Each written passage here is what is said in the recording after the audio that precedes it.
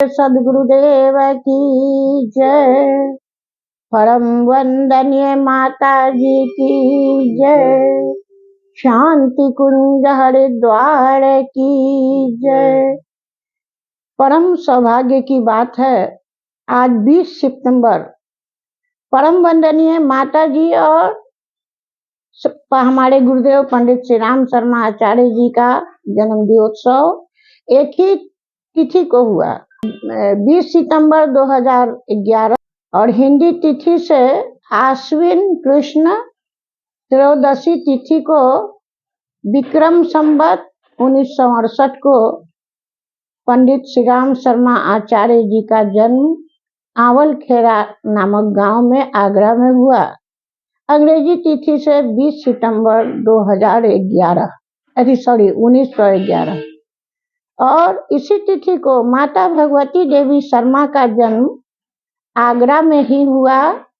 Jaswant Rao Sharma and Ram प्यारी देवी के गोद में 1926 20 और हमारे परम पूज्य गुरुदेव श्री रूप किशोर शर्मा के घर और माता दानकुड़ी देवी के घर जन्मे।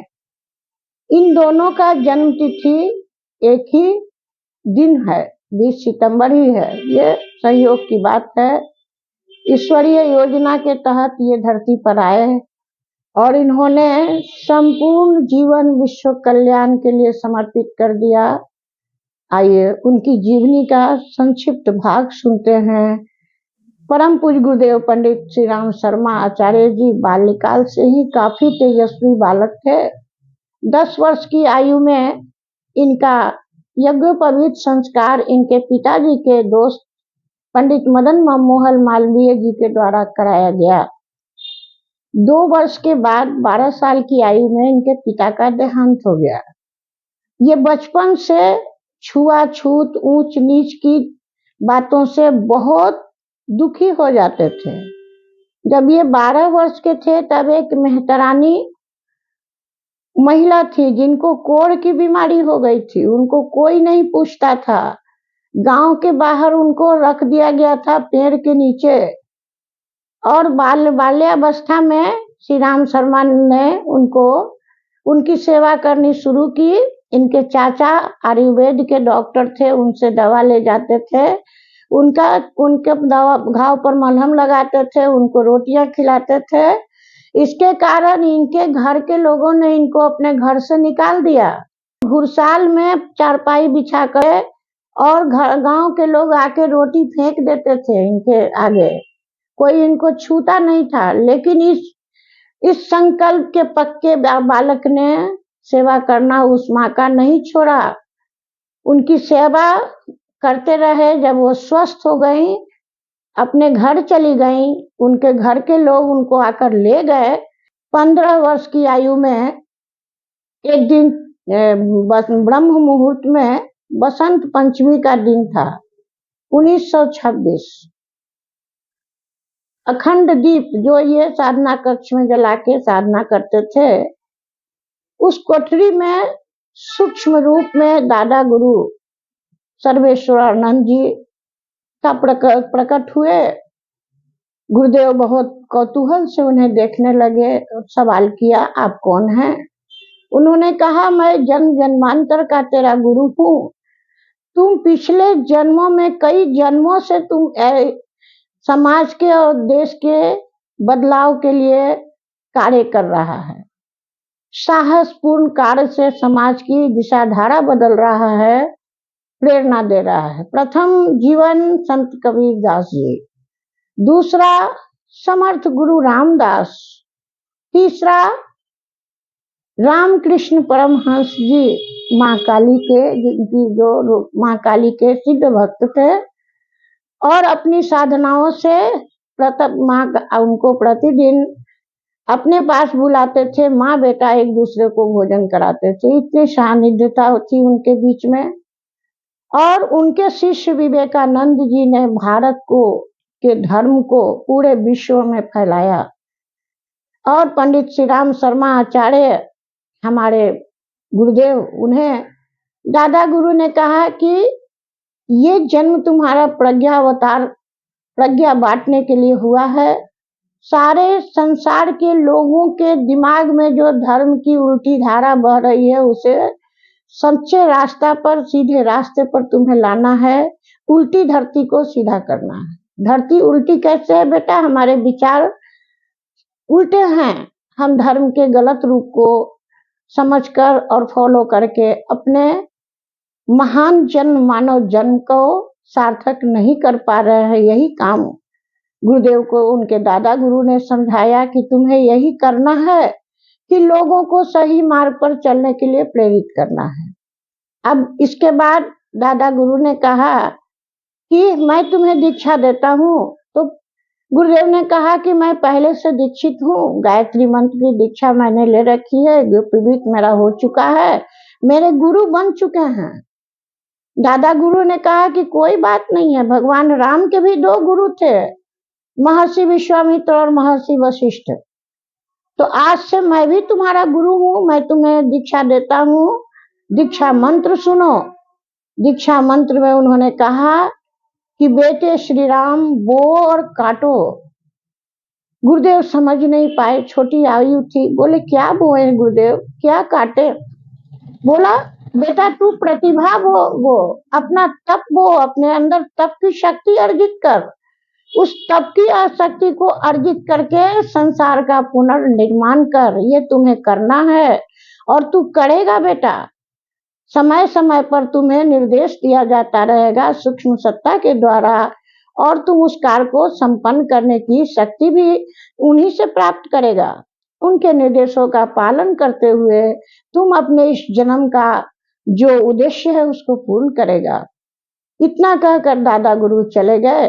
गुरुदेव ने प्रणाम किया और संकल्प लिया कि आज से हमारे सूक्ष्म सत्ताधारी जो हमारे गुरु हैं, उनके हर निर्देश का मैं प्राणपण से पालन करूंगा।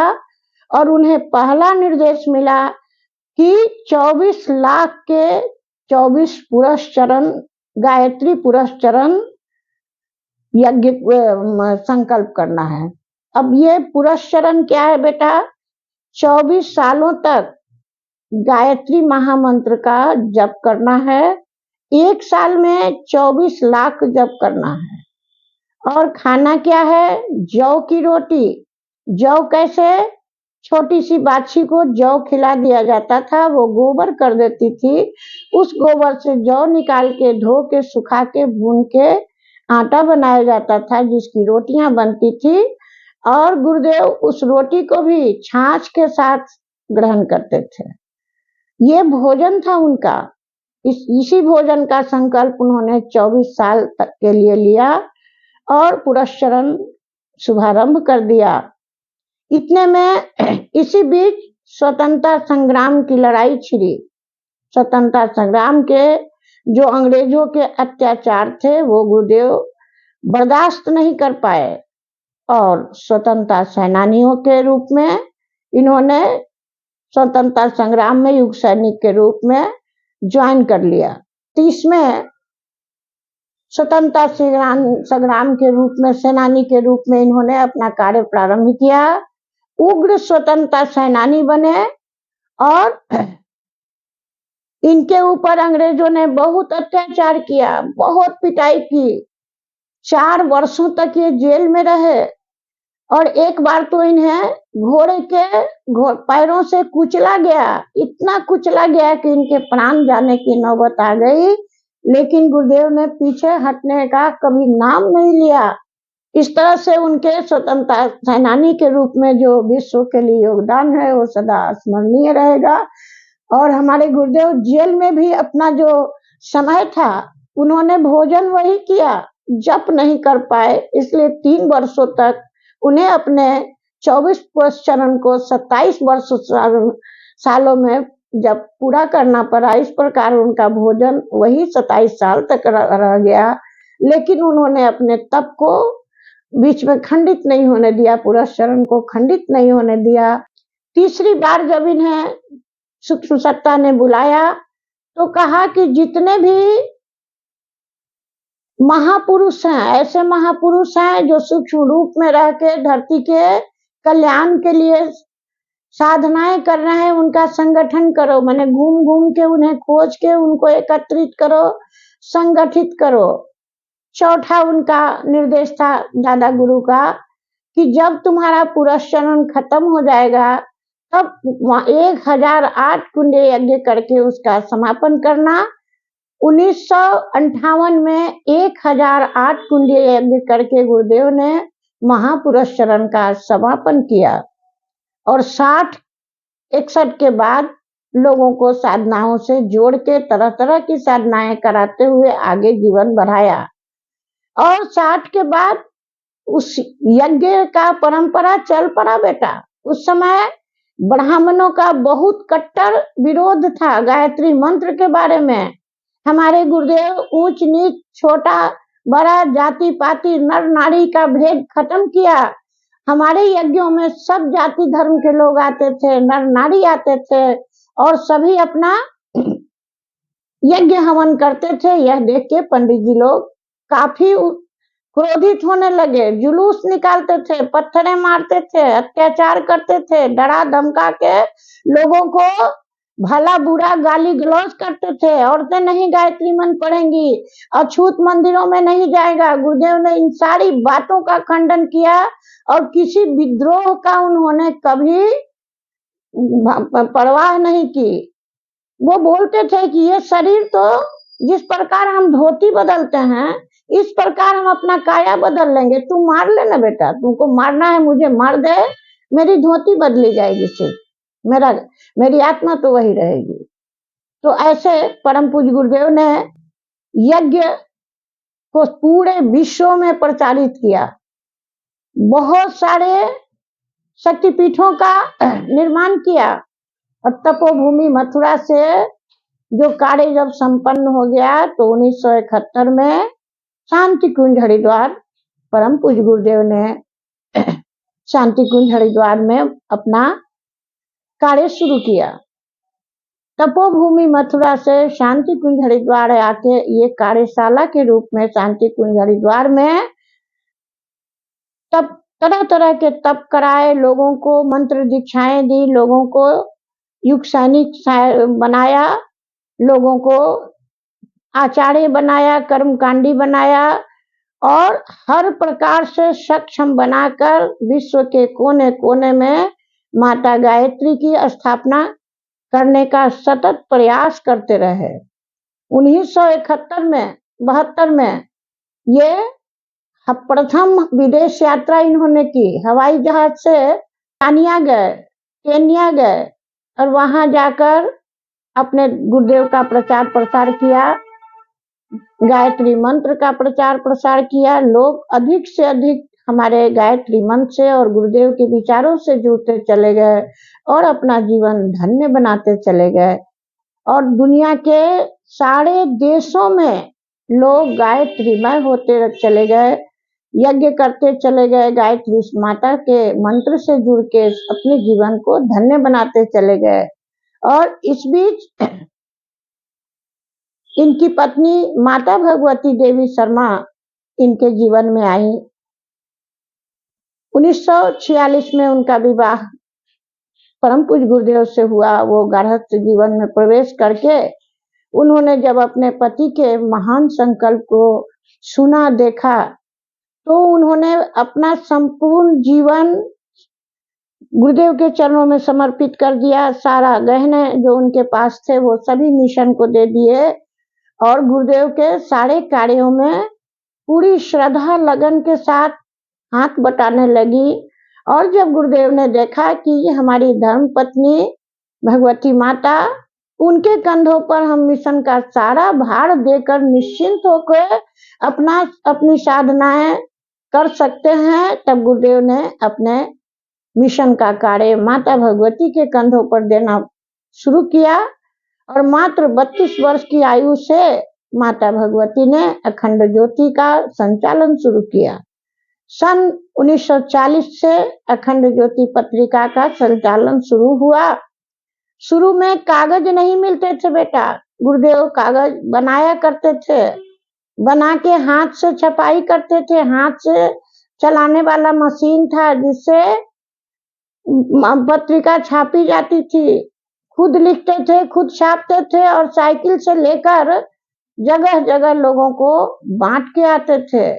लोग कहते थे कि पंडित जी आपका ये पत्रिका चलेगा, आप पैसे लेते नहीं हो, आप विज्ञापन छापते नहीं हो, तो आपकी ये पत्रिका चलेगी क्या? गुरुदेव कहते थे ये मनुष्य की लिखी हुई पत्रिका होगी तो नहीं चलेगी। अगर देवता की लिखी हुई पत्रिका देवता के प्रेरणा से और लोक कल्याण के लिए लिखी जा रही है तो इस पत्रिका को युगों युगों तक चलने से कोई नहीं रोक सकता। ये अखंड दीप है, इसे जलना ही है। इसके प्रकाश में लोग अपना जीवन को सफल बनाएंगे और जीवन के सारे दुख कष्ट विपत्तियों से मुक्ति पाएंगे। इस प्रकार से हमारी अखंड ज्योति पत्रिका का निर्माण विकास धीरे धीरे होता चला गया। आज मथुरा में घिया मंडी में बहुत बड़ा छापा खाना है अपना। मथुरा से सारे अखंड ज्योति युग निर्माण योजना सारी जितने 3200 पुस्तकें गुरुदेव ने लिखी है उन सब का वहां छापने का कार्य वहीं से होता है और वहीं से वितरित किया जाता है। गुरुदेव ने सारे वेदों का हिंदी में रूपांतरण किया, उपनिषदों का रूपांतरण हिंदी में किया, प्रज्ञा पुराण की कथा लिखी। ऐसे हमारे परम पूज्य गुरुदेव ने जीवन भर लोगों को सुधार कर उनके जीवन को सुखी सफल बनाने का कार्य किया और आज पूरे विश्व में करोड़ों शिष्य उनके आज जन्मदिवसों पर उन्हें ये संकल्प करते हैं कि मैं आपके कंधे से कंधा मिलाकर आपके मिशन को संसार के कोने कोने तक एक एक जन तक पहुंचाएंगे। ऐसी भावना से हम उन्हें नमन करते हैं। बोलिए परम पूज्य सदगुरुदेव की जय, परम वंदनीय माता जी की जय। जिस प्रकार माता भगवती संपूर्ण जीवन संपूर्ण शक्ति को लेकर गुरुदेव के साथ चलती रही और उनके सूक्ष्मीकरण के बाद 2 जून 1990 में गुरुदेव ने महाप्रयाण लेकर सूक्ष्मीकरण में चले गए ताकि हर शिष्य के साथ रह सके, हर शिष्य के कार्यों को देख सके कि हमारे बच्चे हमारे दीक्षा लेकर और जो गायत्री मंत्र पढ़कर हमारे किस भाव को किस रूप में ले रहे हैं और गायत्री मंत्र का जीवन में फलित होने के अनुशासन को, उपासना साधना आराधना को जीवन में धारण कर रहे हैं अथवा नहीं। आराधना परोपकार का काम, आराधना प्रचार का काम, गुरुदेव के विचारों को जन जन तक फैलाने का काम। भगवती माता 1990 में गुरुदेव के महाप्रयाण के बाद धैर्य के साथ उन्हीं की शक्ति से कार्य करती रही। अब कार्य उनका बढ़ गया। 1952 से अश्वमेध यज्ञों की परंपरा चल पड़ी। माता ने विश्व को अश्वमेध यज्ञ के लिए प्रेरित करके अपने जीवन काल में 4 अश्वमेध करवाए। ये जो माता जी हैं, ये गायत्री परिवार क्या भारत में केवल है कि विदेशों में भी? विदेश में भी माता भगवती ने अश्वमेध यज्ञ करवाया। 93 में न्यू जर्सी में अश्वमेध यज्ञ हुआ और फिर पटना में अश्वमेध यज्ञ हुआ। इस तरह से भारत के कोने कोने में, विश्व के कोने कोने में अश्वमेध यज्ञों की परंपरा आज भी चल रही है और सतत चलती रहेगी। 1994 में 19 सितंबर को माता भगवती भी महाप्रयाण में चली गईं और उनका उभी गुरु सत्ता में विलीन होकर हमारे साथ जुड़ रही हैं। और जहां कहीं भी यज्ञ होते हैं, चाहे कोई भी गायत्री परिवार का लोग किसी भी सत्य कार्य को करता है, सूक्ष्म रूप से हमारे गुरुदेव माता जी की आंखें उन्हें देखती रहती हैं। हमारे मिशन में और भी सारे कार्य होते हैं, जैसे वृक्षारोपण अभियान, देव संस्कृति विश्वविद्यालय बनाकर विश्व के कोने कोने में शिक्षा का, योग का प्रचार प्रसार हमारे डॉक्टर आदरणीय प्रणव पांड्या भाई साहब के द्वारा हमारे उज्जवल भविष्य की ओर युवाओं को ले जाने वाले डॉक्टर चिन्मय पांड्या, उनकी धर्मपत्नी शेफाली पांड्या के द्वारा कलश देवता का ध्यान करें। ओम भूर्भुवस्सुः तत्सवितुर्वरेण्यं भर्गो देवस्य धीमहि धियो यो न प्रचोदयात्। ओम कलशस्थ देवताभ्यो नमः आवाहयामि, स्थापयामि, ध्यायामि। पुनः अखंड दीप के लिए अक्षत फूल ले ले। ओम भूर्भुवस्सुः तत्सवितुर्वरेण्यं भर्गो देवस्य धीमहि धियो यो न प्रचोदयात्। ओम ज्योति पुरुषाय नमः आवाहयामि, स्थापयामि, ध्यायामि। गुरु जी माता जी के लिए ओम भूर्भुवस्सुः तत्सवितुर्वरेण्यं भर्गो देवस्य धीमहि धियो यो न प्रचोदयात्। ओम श्री गुरुवे नमः महाभगवत्यै नमः आवाहयामि, स्थापयामि, ध्यायामि। माता गायत्री के लिए ओम भूर्भुवस्सुः तत्सवितुर्वरेण्यं भर्गो देवस्य धीमहि धियो यो न प्रचोदयात्। ओम श्री मां गायत्री देव्यै नमः आवाहयामि, स्थापयामि, ध्यायामि, पूजयामि, ततो नमस्कारं करोमि। अब पंच तत्व पूजन के लिए जो 5 चावल बनाए गए हैं, रंगे गए हैं, उनकी पूजा सबसे पहले धरती माँ की पूजा और अपने माता पिता की पूजा। हम प्रार्थना करें कि हमारे माता पिता भी देवतुल्य हो जाएं और हम भी देवतुल्य हो जाएं, ऐसी भावना से। ओम भूर्भुवस्सुः तत्सवितुर्वरेण्यं भर्गो देवस्य धीमहि धियो यो न प्रचोदयात्। धरती माता के लिए हरा चावल पर चढ़ाइए, समर्पित कीजिए, भावना कीजिए कि हे धरती माँ हमें सहनशीलता और उर्वरता दें। अब दूसरा नीला काला चावल जो है वरुण देवता के लिए अक्षत फूल ले ले। ओम भूर्भुवस्सुः तत्सवितुर्वरेण्यं भर्गो देवस्य धीमहि धियो यो न प्रचोदयात्। ओम श्री वरुणाय नमः आवाहयामि, स्थापयामि, ध्यायामि, पूजयामि, ततो नमस्कारं करोमि। हे वरुण देव हमें सरसता और शीतलता दे। अब तीसरा तत्व अग्निदेव। ओम भूर्भुवस्सुः तत्सवितुर्वरेण्यं भर्गो देवस्य धीमहि धियो यो न प्रचोदयात्।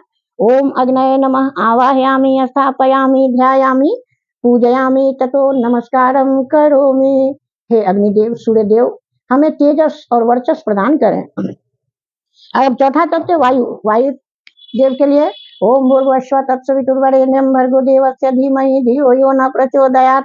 ओम श्री वायवे नमः आवाहयामि, स्थापयामि, ध्यायामि, पूजयामि, ततो नमस्कारं करोमि। वायुदेव की पूजा यह है कि जिनका जन्मदिवोत्सव हो वो एक पेड़ लगाने का संकल्प करें, अथवा नहीं क्षमता है तो एक तुलसी का पौधा अपने अपने जन्मदिन पर अवश्य लगाएं। और अब अंतिम आकाश देव। ओम भूर्भुवस्सुः तत्सवितुर्वरेण्यं भर्गो देवस्य धीमहि धियो यो न प्रचोदयात्। ओम आकाशाय नमः आवाहयामि, स्थापयामि, ध्यायामि, पूजयामि, ततो नमस्कारं करोमि। हे आकाश देव हम सबको उदार और महान बनाएं। पंच तत्वों से निर्मित हमारी काया, इसकी पूजा हम लोग कम से कम अपने जन्मदिवोत्सव के दिन तो जरूर करें, ऐसी प्रार्थना है। अब 5 दीपक जो आटे के जलाए गए हैं उसमें हम लोग 3 बार महामृत्युंजय मंत्र की आहुति और 3 बार गायत्री मंत्र की आहुति समर्पित करें। ओम भूर्भुवस्सुः तत्सवितुर्वरेण्यं भर्गो देवस्य धीमहि धियो यो न प्रचोदयात्। स्वाहा इदं गायत्री इदं नमः। ओम भूर्भुवस्सुः तत्सवितुर्वरेण्यं भर्गो देवस्य धीमहि धियो यो न प्रचोदयात्। स्वाहा इदं गायत्री इदं नमः। ओम भूर्भुवस्सुः तत्सवितुर्वरेण्यं भर्गो देवस्य धीमहि धियो यो न प्रचोदयात्। स्वाहा इदं गायत्री इदं नमः। महामृत्युंजय मंत्र की आहुति। जिनका जन्मदिवोत्सव है उन्हें सद्बुद्धि मिले, वो सफल सुखी जीवन बनाने के योग्य बने, ऐसी भावना से। ओम त्र्यंबकं यजामहे सुगंधिं पुष्टिवर्धनम् उर्वारुकमिव बन्धनान् मृत्योर्मुक्षीयमामृतात्। स्वाहा इदं महामृत्युंजय इदं नमः। ओम त्र्यंबकं यजामहे सुगंधिं पुष्टिवर्धनम् उर्वारुकमिव बन्धनान् मृत्योर्मुक्षीयमामृतात्। स्वाहा इदं महामृत्युंजय इदं नमः।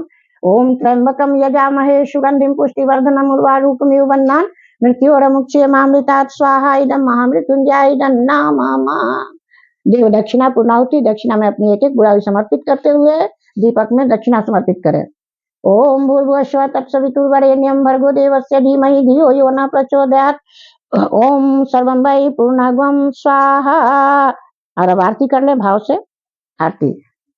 ओम जयति जय गायत्री माता, जयति जय गायत्री माता, सत्य मार्ग पर हमें चलाओ, जो है सुखदाता। जयति जय गायत्री माता। हाथ जोड़ के प्रणाम करें। ओम नमो अस्तुनंताय सहस्त्रमूर्तये सहस्त्रपादाख्य शिरोरुबाहवे, सहस्रनाम्ने पुरुषाय शाश्वते सहस्रकोटि युगधारिणे नमः। अब सबके लिए सद्बुद्धि, सबके लिए उज्जवल हो, इसकी कामना करते हुए शुभकामना सारे विश्व के लिए। ऐसी भावना करें कि सारा विश्व हमारा गायत्रीमय हो जाए, प्रज्ञामय हो जाए।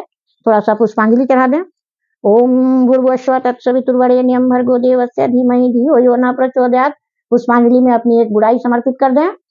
और अब सूर्य के लिए जल से भगवान सूर्य को अर्पित करेंगे। ओम भूर्भुवस्सुः तत्सवितुर्वरेण्यं भर्गो देवस्य धीमहि धियो यो न प्रचोदयात्।